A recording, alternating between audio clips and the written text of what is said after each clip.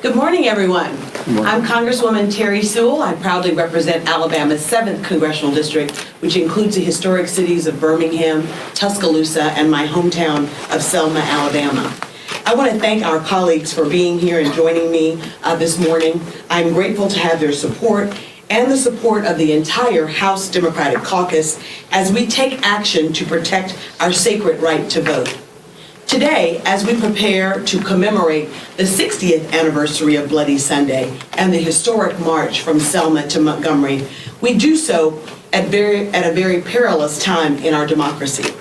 Sadly, we know that the values that guided John Lewis and those foot soldiers across the Edmund Pettus Bridge are under assault. Seemingly every day, we see new efforts to roll back our hard-fought progress, efforts to whitewash our history, and yes, efforts to make it harder for Americans to vote. Without the protections of the Voting Rights Act, those efforts are going unchecked in state legislatures across this country. In 2024, state legislators proposed at least 317 bills to make it harder for Americans to cast their ballot, and almost 20 of those bills were signed into law. Meanwhile, here in Washington, House Republicans are working hard to advance legislation that would disenfranchise millions of eligible voters, including married women and Americans with military and tribal IDs. Americans shall see these laws for what they are: an attack on our democracy and an attempt to silence the voice of the people. Long lines, closed polling stations, voter rolls are being purged, and the list goes on and on. While these new laws may not make us count how many marbles are in a jar, I have to say that modern day efforts and modern day barriers to voting are no less pernicious than those poll tax and literacy tests of the past. 60 years may have passed since John Lewis and those foot soldiers were bludgeoned on that bridge in Selma, but we know the fight for voting rights is just as urgent today as it was then.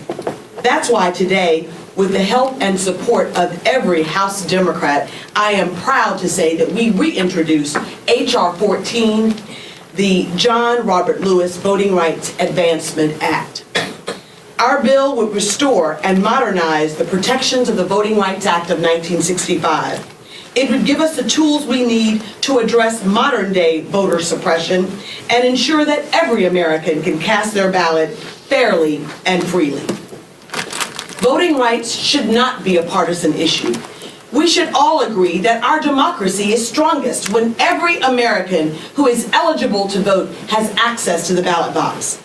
Let us not forget that since the passing of the 1965 Voting Rights Act, the Voting Rights Act was reauthorized 5 times with large bipartisan majorities and under 3 Republican presidents, most recently in 2006 by George Bush. While my Republican colleagues have abandoned that bipartisan tradition, this Congress provides a new opportunity for them to stand alongside us as we fight for the American people and the values that John Lewis fought so bravely and so tirelessly to advance. Never did I think that 60 years after John was bludgeoned on a bridge, that the cause for which John Lewis and those foot soldiers march would be our cause too, 60 years later. It goes to show that progress is elusive, and every generation must fight to hold on to the progress of the past and to try to advance it, or lest we lose it. Well, we here in the House Democratic Caucus, we believe fervently that John Lewis and those foot soldiers' sacrifice was not in vain. We will continue to file the John Robert Lewis Voting Rights Advancement Act because we know that the Shelby versus Holder decision gutted it in 2013. And since 2013, we House Democrats have filed this bill in every successive Congress, and we do so now in the 119th Congress. We do so on the wake, in the cusp of the 60th anniversary of the Voting Rights Act, of the march from Selma to Montgomery, and of Bloody Sunday. I want to thank all of my colleagues for joining me. We know, as John said, that Ours is not the fight of one day, 1 week, or 1 year. Ours is truly the fight of a lifetime. And we will stand boldly with the American people to ensure that the sacred right to vote is protected and that every American who is eligible to vote has access to the ballot box. I want to again thank all of my colleagues for joining me, and I want to bring to our podium our whip, the Democratic whip, none other than Katherine Clarke. Thank you. Thank you. Thank you so much, Congresswoman Sewell, for your work to preserve, protect, and defend the bedrock of our democracy, the right of American people to free and fair elections. We are grateful to you and to your leadership. This bill honors a man, a legend, an icon, who believed that defending the right to vote was worth getting into good trouble. It honors John Lewis's lifetime of sacrifice and courage, the only way that we can, by ensuring that it was not in vain. Let's be clear, our democracy is under attack. They are coming after the most basic rights we have as citizens. At a time when extremists are cutting people's health care, rolling back civil rights, hiking prices on working families, the most powerful tool that we have is our vote. And that's exactly why extremists are trying to strip it away. If we want to preserve government by the people, if we want to defend all that Congressman Lewis fought for, we need to take action now. The right to vote wasn't handed out. It wasn't freely granted. People rose up and claimed it. From Selma to Seneca Falls. As Congressman Lewis put it, democracy is not a state, it is an act, and each generation must do its part. So now it's time to do our part by demanding a vote on the John R. Lewis Voting Rights Advancement Act. It is an honor to wage this fight alongside of all of my colleagues. Many devoted pro-democracy, pro-freedom members of Congress, including our distinguished chair of the caucus, my friend, the gentleman from San Bernardino, Pete Aguilar. Thank you, Whip Clarke. I appreciate the Whip's leadership in helping to get every Democrat on this bill. We're here also to thank and lift up the work that Congresswoman Terri Sewell has done as a champion of this legislation. It is no small task to carry a bill named after our beloved colleague, John Lewis, and she has stepped up time and time again to make this a priority, and we appreciate her work. That's why it's a privilege for me to be here to join my colleagues as we commemorate the 60th anniversary of John Lewis marching across the Edmund Pettus Bridge and honor his memory with this legislation righting a great wrong. In 2013, the politicians on the Supreme Court gutted the Voting Rights Act, allowing states across this country to make it harder for people to vote. We are here today because we believe in fairness. If you have a stake in your community's future, you should be able to vote for it. The same Republicans in Congress who oppose this legislation are the ones who only accept the election outcome when they win. That is a fundamentally un-American view, and no one understood that more than John Lewis. Voting is an act of patriotism. We love our country, we want to make it better, and we want every American to have the same opportunity. Let's make our elections more fair and more accessible so that everyone has a chance to make their voice heard. Let's end Republican efforts to put up roadblocks to the ballot box, and let's remind people that voting is how we make our democracy stronger.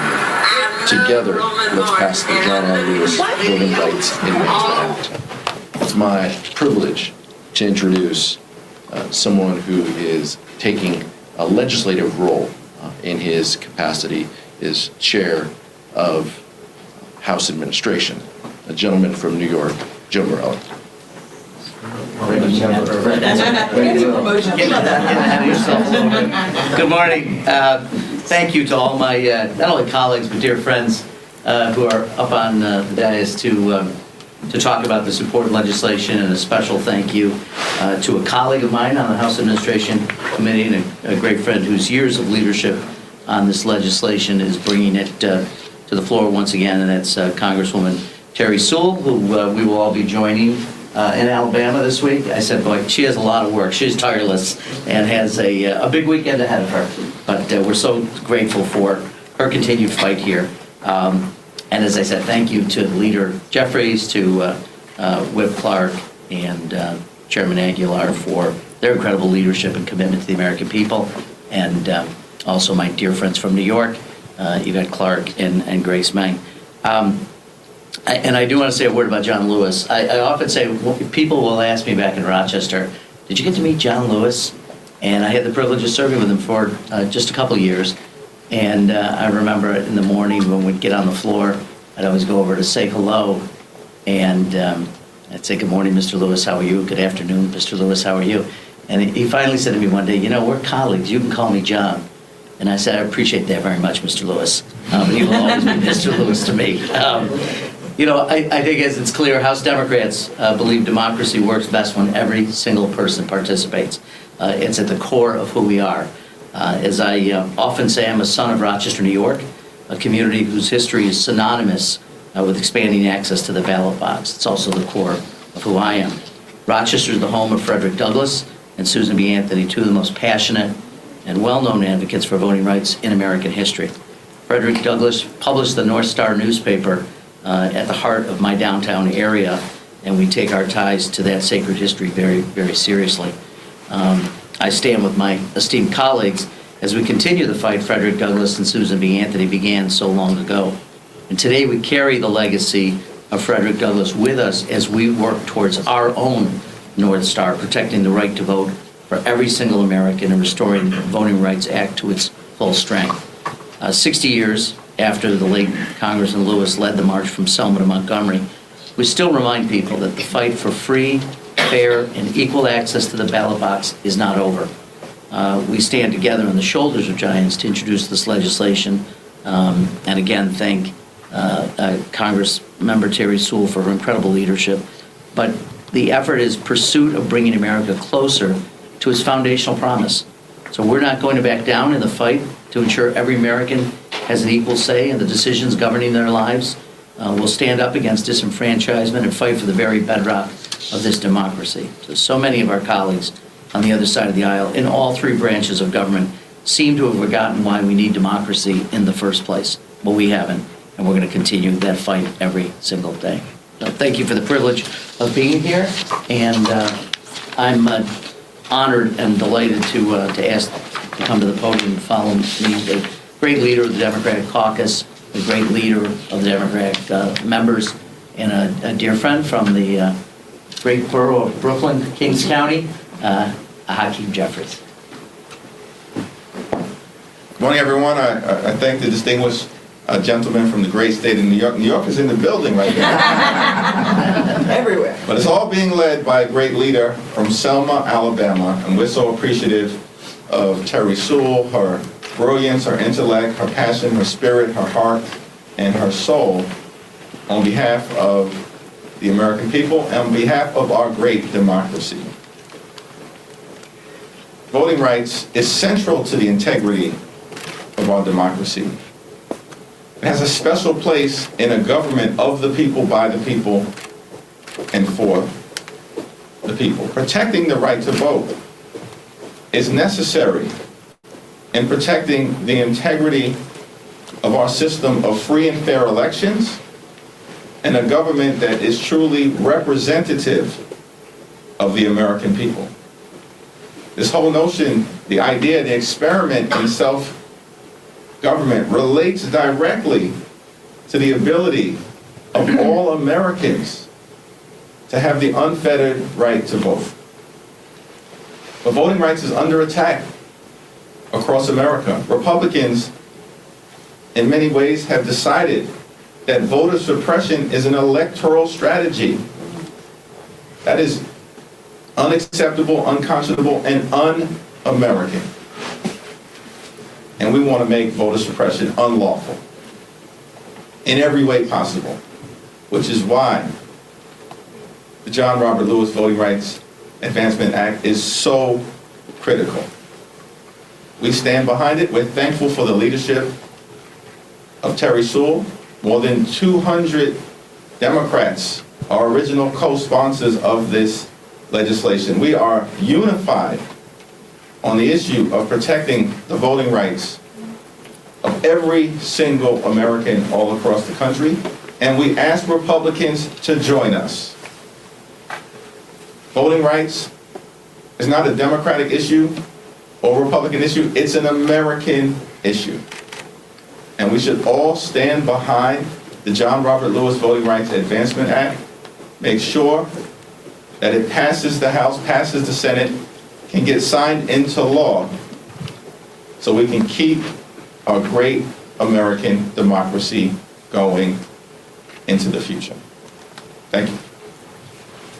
Thank you, Mr. Leader. We bring to the mic now another amazing Brooklynite, the chair of the Congressional Black Caucus, Yvette Clarke. Thank you very much, Congresswoman Sewell. I am Congresswoman Yvette D. Clarke, chair of the Congressional Black Caucus, and I proudly represent New York's 9th Congressional District, which is in central and southwest Brooklyn. I want to thank my esteemed colleague, Representative Terri Sewell. Her leadership has been tremendous and unrelenting in reintroducing the John R. Lewis Voting Rights Advancement Act in the 119th Congress, as well as all of my colleagues assembled here, the leadership of the Democratic Caucus, and the leadership of our affinity caucuses. Voting rights is and has always been the CBC's North Star. The late Congressman John Lewis said, "The vote is precious. It is almost sacred. It is the most powerful, nonviolent tool we have in a democracy." Right now, as my colleagues have indicated, that tool is under threat. At a time when our democracy is under constant siege, we must do all we can to protect the sacred right to vote. As we speak, extremist Republicans at the local, state, and national levels are running the table with every tactic in their arsenal to keep black people from the ballot box.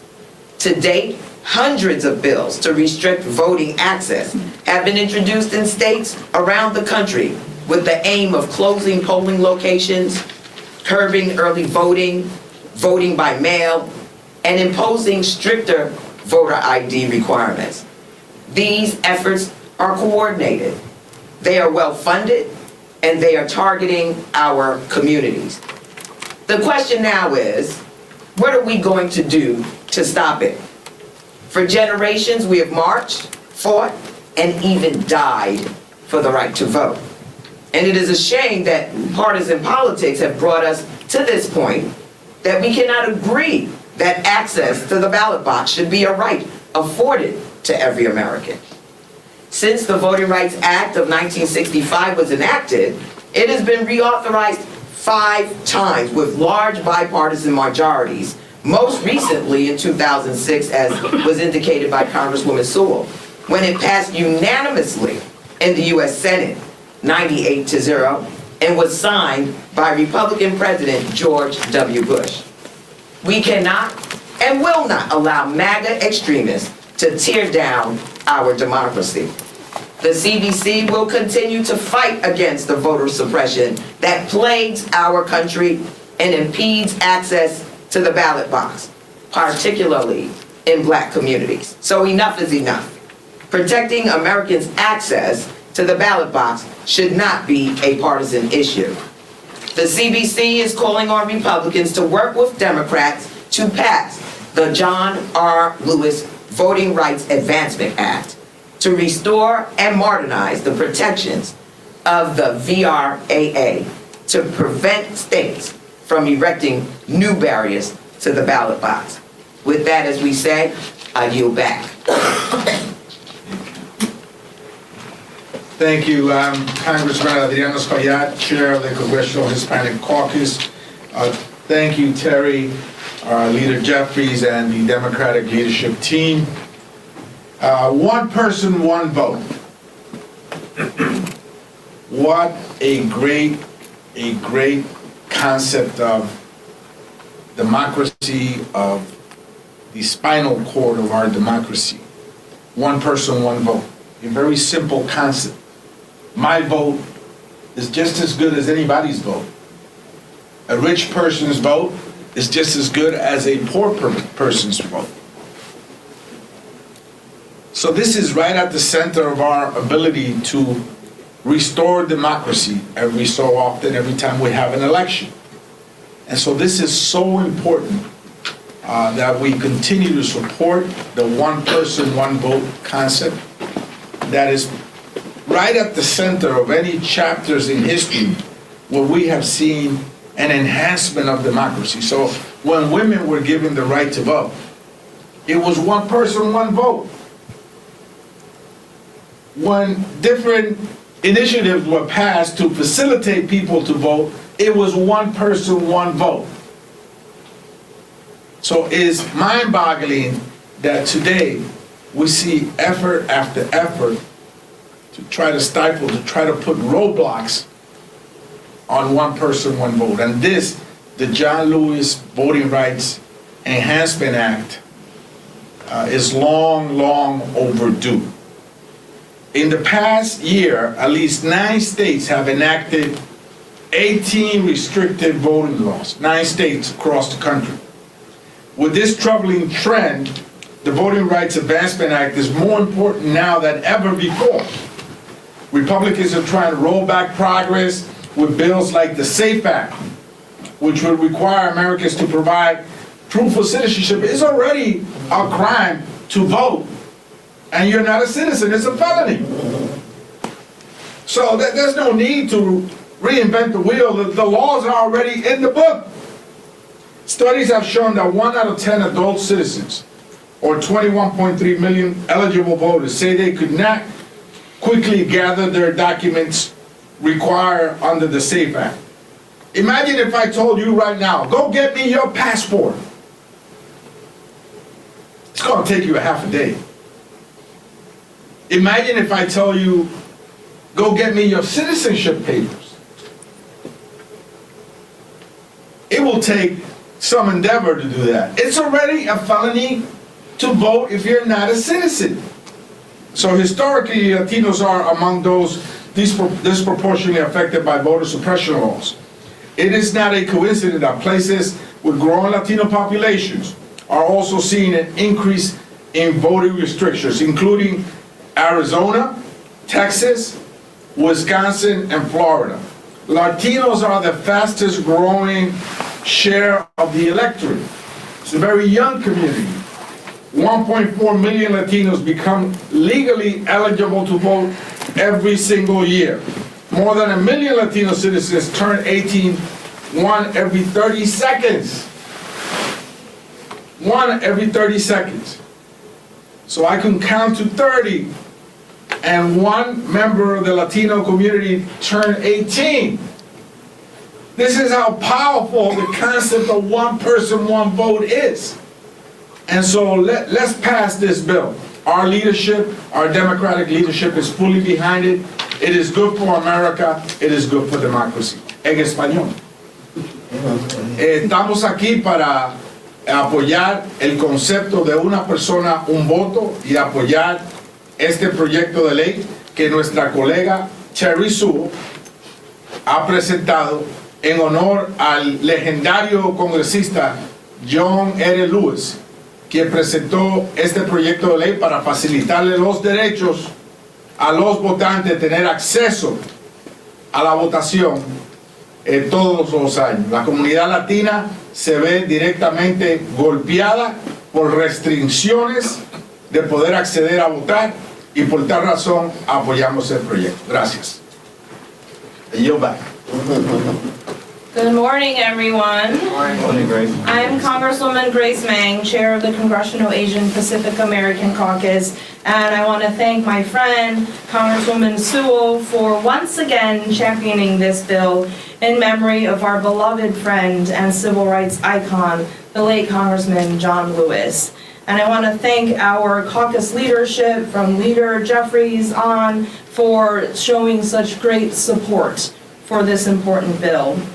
As we commemorate the 60th anniversary of Bloody Sunday, we are reminded of the legends of the civil rights movement for people like John Lewis, Amelia Boynton Robinson, Reverend Hosea Williams, and so many others who marched at great risk to their own safety to ensure that every American could exercise their right to vote.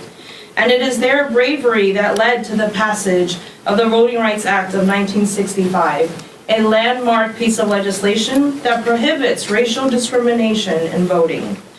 But as we've heard, this fight is far from over. The right to vote is currently under attack by anti-democratic extremists across our nation. 29 states have enacted restrictive voting laws that criminalize people who provide assistance with voter registration and deny voters multilingual ballots and translators at the polls. These draconian laws were designed to disenfranchise communities of color. Over a third of the Asian American, Native Hawaiian, and Pacific Islander community has limited English proficiency, and denying multilingual support is nothing short of silencing their voices. This is not the first time our community has faced discrimination at the ballot box before.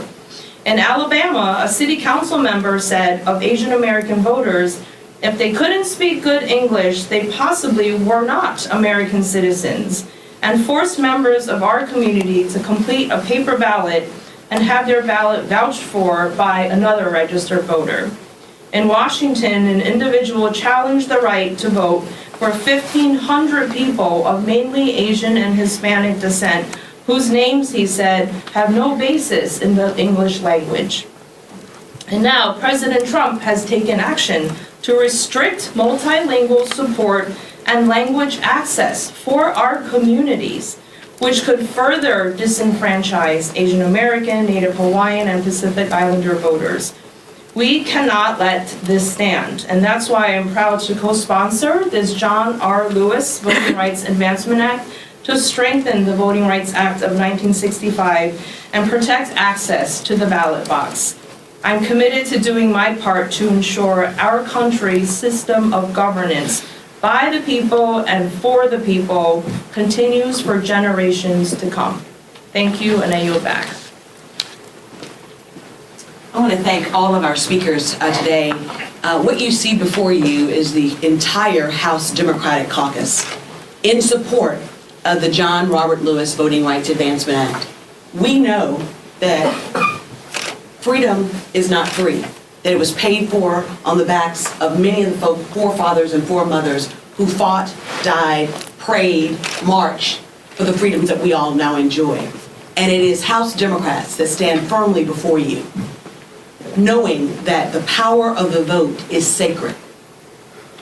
We are emboldened by the legacy of John Robert Lewis. We know that his fight has now become our fight. The cause of those foot soldiers 60 years ago is now our cause too. And we will be resolute and determined in our effort to make sure that we fully restore the protections of the Voting Rights Act of 1965. With that, I'll open it up for questions. Yes. Two. First of all, for members of leadership here, is this going to be the first bill you take up in 2027 if you guys win back control of the House? And then secondly, on the protests last night, I know leadership had counseled folks not to be disruptive. What is your response to the disruptions? The John Robert Lewis Voting Rights Advancement Act will be a top priority for House Democrats because it's central to the integrity of our democracy. We're asking questions and answering questions regarding the Voting Rights Act of 1965 and the upcoming 60th anniversary of the Selma to Montgomery March. Yes, ma'am. Thank you so much for doing this. I'm curious on how you all plan to message around this bill, considering that Republican leadership is prioritizing the SAVE Act, which I know a few of you mentioned. How are you planning on messaging, maybe whipping around that for members of leadership in the general context of the political climate of immigration right now? Well, first of all, I think that it is truly telling that the entire House Democratic membership is signed on to this bill. This is clearly a priority for House leadership and for the House Democrats, period. We know that we're fighting an uphill battle, but what we know is that we can't give up. We can be mad, we can be upset, but we have to stay determined. If there's anything that John Lewis and those foot soldiers taught us, taking a page from their playbook, we have to be resolute, we have to be determined, we have to be consistent and persistent in our efforts to fight for the right to vote, and we will continue to do that. Yes, ma'am. I was wondering, since it's been 5 times that this vote has been revisited, is there anything that can be done to make it permanent so that this doesn't happen again? Well, first it has to be passed into law. So I think what we realized in the Shelby versus Holder decision is that only Congress can actually put back the full protections of the Voting Rights Act. What the Shelby versus Holder decision said is that when we passed it in 2006, we did so under old laws or an old formula. And so what the Voting Rights Act of the John Robert Lewis Voting Rights Advancement Act does is it talks about a modern day formula with a look back of 25 years. So we're looking back 1997 and going forward. We're not looking back to the 60s or 70s. And we still see rampant voter suppression. It's running amok now that the Shelby versus Holder decision has gutted a key provision. That provision allowed for the Justice Department to pre-clear laws, state laws, before they became into effect. So we know that we have work to do, and we're doing that work. We're very confident that if we continue to be persistent in our efforts, we not only have we introduced it 5 times, this is the 6th time, but we passed it twice. We passed it twice out of the House. And so we know that the groundswell of public sentiment matters, and we're appealing to the American public to continue to join with us in this fight for better protections for voting rights. Yes, sir. Thank you, Congresswoman. Several House Democrats have said on some other legislative priorities that it just takes 3 House Republicans to join you all on advancing some of the House Democratic priorities. Is this a bill that you view as 3 Republicans joining you all to advance something that you say is so sacred, such as voting rights? And also, can you give us a preview of what folks can expect to see in Alabama this weekend as well? Well, we're obviously, the slim majority that exists in the House for House Republicans does mean that if we can pick off 3 Republicans to join us in this effort, and frankly, this is what this press conference is an appeal to our Republican colleagues to join us in our effort to fight for protections of voting rights. I look forward to welcoming not only members of Congress, but ordinary Americans. If anything, what happened on Bloody Sunday taught us is that ordinary Americans working together collectively can achieve extraordinary social change. John Lewis was 27 years old when he, on a backpack, and he and Hosea Williams and others led that march from Selma to Montgomery.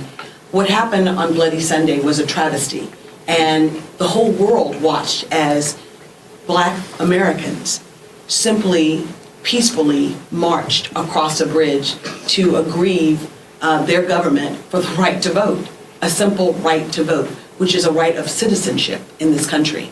And so this Sunday, I look forward to welcoming our Leader Jeffries, our caucus chair, so many who are standing here, leaders in our caucus, but also ordinary Americans as we gather to pay commemoration and honor to the 60th anniversary of Bloody Sunday.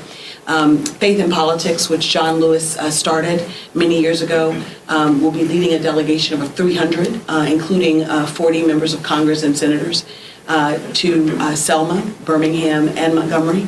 And on Sunday, look forward to having a commemorative march led by Jubilee, which is an organization, a group based out of Selma that has been doing this year after year after year after year. We look forward to welcoming folks to churches in Selma, And we fully expect, as we did with the 50th, to have a commemorative march of thousands of people crossing the Edmund Pettus Bridge. A full show of support for our democracy. Yes? Quick follow-up on his question. Yeah, you only need 3 Republicans to pick off to have this particular legislation passed. And you have to really appeal to those Republicans given the slim majority, and condolences to Mr. Turner's family. Absolutely. Now, you guys may have to work a little harder given the time with the special elections. That being said, given what happened last night, Republicans are very angry about the behavior. You had the kid who overcame cancer, you had the widow and the son of the slain officer, the hostage from Russia who just came over, and you only had very few Democrats who, clapped and so on and so forth. And Republicans are saying that Democrats don't want to work with them. So how do you expect to really appeal to Republicans after the behavior last night if you want them to come over to your side on this particular legislation? Well, frankly, this is not just about appealing to Republicans. It's about taking the case to the American people. I think the American people do understand how important the right to vote is for every citizen of this great state, great nation. And so this is more than just about them. It really is about making a public appeal, as well as an opportunity for all of us to stand strongly and resolutely in our efforts to fight for a greater democracy. I don't know if our leadership has anything else to add to this conversation, but I think I'm doing pretty well.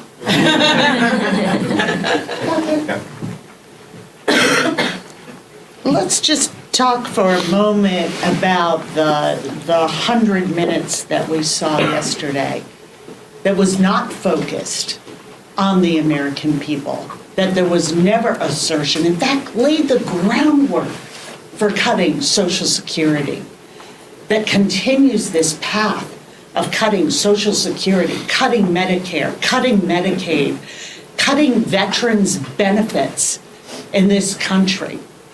We did acknowledge, we always acknowledge, my guest to the State of the Union is a mom fighting for her 4-year-old who has a brain tumor that is rare. You know why she was there and why our hearts go out and are grateful that child that was brought, that we honored last night, survived? Because he had research that makes, when it's not a rare disease, when it's your child. And what are we seeing? What are they clapping for? They are clapping for devastating cancer research, Alzheimer's research, diabetes research, in order to give tax cuts to billionaires. So I really don't want to hear about decorum. I think that is important in order to get the message to the American people. But the message from my colleagues and the President of the United States was clear. And it builds on the very SAVE Act that was brought up earlier. When it comes to voting rights, they will trick and mislead the American people in order to restrict it. That's what the SAVE Act does. It is built on a false premise that there are non-citizens voting in large numbers that are swaying elections. That is a complete lie, and they know it. And what is the answer to that? Make it harder for women in this country to vote who changed their names because they got married. That is voter suppression wrapped up in some sort of immigration argument. So I am angry today. I'm angry what I saw. That President of the United States, who ran and had people vote for him because he said he was going to cut their costs, he was going to make sure they had a chance at the American dream, has come in with an unelected, richest man on earth and taken a chainsaw to everything we care about, everything the American people put their trust in him to do. It is a betrayal. It is a betrayal. So let's not talk about decorum when the plot is exposed and reiterated every single day. You take people's health care, You take our veterans' benefits, you take funding for our public schools, and you do it all of it, to give a tax cut to the very wealthiest people who won't even notice it, but whose greed knows no bounds. Amen. We're out of time. So again, I just want to thank everyone and really welcome the world to Selma this weekend. We look forward to the 60th anniversary as an opportunity not only to remember, but to reflect on what took place there and to rededicate ourselves to the cause for which John Lewis and those foot soldiers marched. I look forward to welcome all of the world to Selma, and I want to thank my colleagues for joining me in helping to reintroduce the John Robert Lewis Voting Rights Advancement Act. Onward and upward we go. Thanks.